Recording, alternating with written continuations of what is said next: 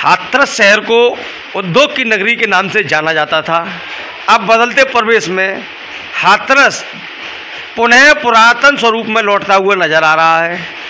हाथरस में हम आए हैं आज हैंडलूम के कारखाने में, जहां पर सर्दियों के मौसम में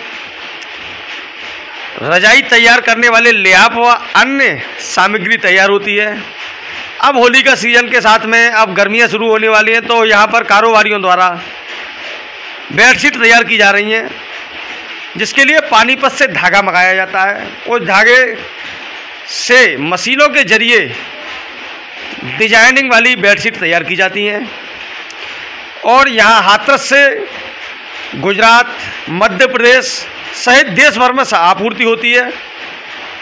और अब इस बारे में यहाँ के कारोबारियों की राय जानते हैं। आखिर कारोबारियों को कारोबार के संचालन में क्या क्या दिक्कतें आ रही हैं और माल पहुँचाने में क्या दिक्कतें आ रही हैं, और वह साल का कितना टर्नओवर होता है, कितने कारखाने हाथरस जिले में, इसे लेकर पानीपत से इस तरीके से बोरों के जरिए धागा आता है, बोरों में पैक होकर फिर इस धागे को बोरे से निकालने के बाद में ताना मशीन पर लगाया जाता है। ताना मशीन पर लगने के बाद में ये फिर धागा पूरा इस तरीके से चलता हुआ और ये ताना मशीन पर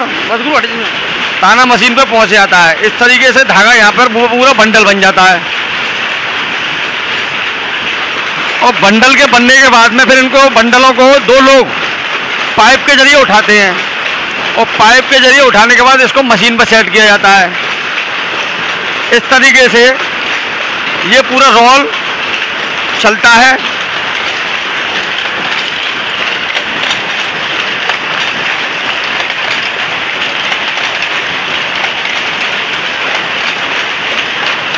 और ये व्यक्ति द्वारा इसकी मॉनिटरिंग की जाती है। धागा वागा तो नहीं निकल रहा है, कहीं जैसे धागा एक्स्ट्रा धागे निकल आते हैं उसको देखा जाता है।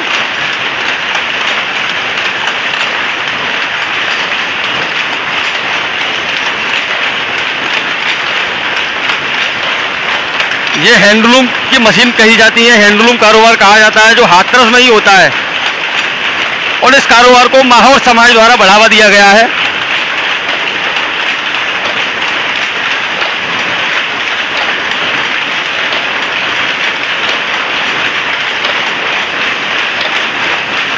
फिर ये मशीनों के चलने के बाद में जब पूरा एक रोल तैयार हो जाता है,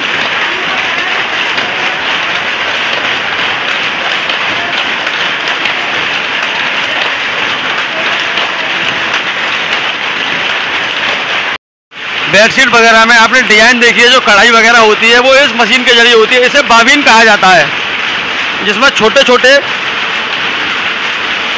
गुल्ले बनते हैं। गुल्ले के बनने के बाद में इन गुल्लों को इस तरीके से गुल्ले बनाए जाते हैं, जैसे ये गुल्ला बनाया गया है। अब ये वाला गुल्ला वहाँ पहुँच इस मशीन पे आता है, ये गुल्ला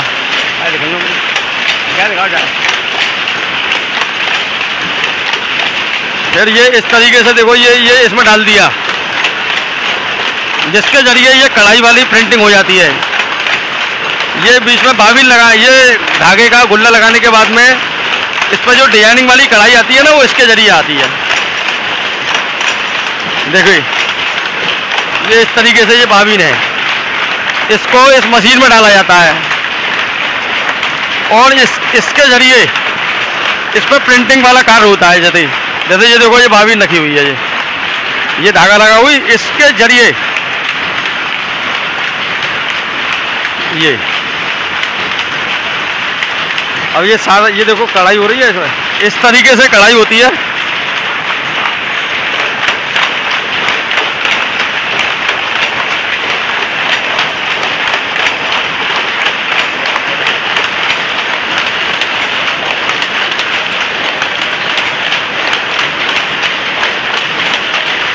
इसके बाद में फिर इनकी कटिंग का कार्य होता है। ये इकट्ठा हो जाते हैं, इकट्ठा होने के बाद कटिंग की जाती है। फिर कटिंग करने के बाद इसकी लंबाई चौड़ाई के हिसाब से काटने के बाद में इनको पॉलीथिन में पैक किया जाता है। और पॉलीथिन में पैक होने के साथ ये है थोक विक्रेताओं को पहुंचाए जाते हैं। थोक विक्रेताओं के जरिए फिर ये रिटेल के कारोबार में हो जाते हैं शामिल। भाई साहब आपका शुभ नाम क्या है? मेरा नाम वासुदेव माहौर। अच्छा। और यहाँ में मेरी फर्म है आरके टेक्सटाइल्स। अच्छा भाई साहब, यहाँ से माल कहाँ तक की आपूर्ति होती है माल की? यहाँ से आपूर्ति हमारी पूरे देश में होती है। वैसे अधिकतर राजस्थान, मध्य प्रदेश, गुजरात और आसपास क्षेत्र में काफ़ी यहाँ हमारे यहाँ से सप्लाई होती है। अच्छा भैया, ये कह रहे थे मैं इस समय वर्तमान में कितने हैंडलूम की इकाइयाँ हैं? अब तो इकाइयाँ भाई साहब बहुत कम हैं, लेकिन 10-15 साल पहले कम से कम यहाँ 80-90 पावर लूम की फैक्ट्री थी। उसके बाद बीच में कोरोना के टाइम में काफ़ी बंद हो गई थी, तो अब लगभग बहुत 20-25 पावर लूम यहाँ बची हैं शहर में, और सबकी बंद हो गई। और अब जो काम होता है 20-25 इकाइयाँ हैं उन पर काम होता है। इन इकाइयों से कितने लोगों को रोज़गार मिल रहा होगा? रोज़गार तो काफ़ी, पहले तो काफ़ी रोज़गार मिलता था, अब कम हो गए हैं। तो अब कारीगर भी कम हो गए हैं और रोज़गार भी कम हो गया है, और अब जितना होता है अब कर लेते हैं सभी। इस समय भाई साहब जैसे कारोबार धीरे धीरे कम होने का रीज़न क्या रहा है? हाथरस में, हाथरस को उद्योग नगरी कहा जाता है, अब उद्योग नगरी उजड़ती जा रही है, इसे लेकर आपका क्या कहना है? दिन पे दिन कारोबार कम हो गया है हैंडलूम का। सबसे ज़्यादा तो इसमें कोरोना काल में ये बहुत कम हुआ था। कोरोना जब आया था तो कम से कम 2-1.5 साल बंद रही थी पावरलूम फैक्ट्री।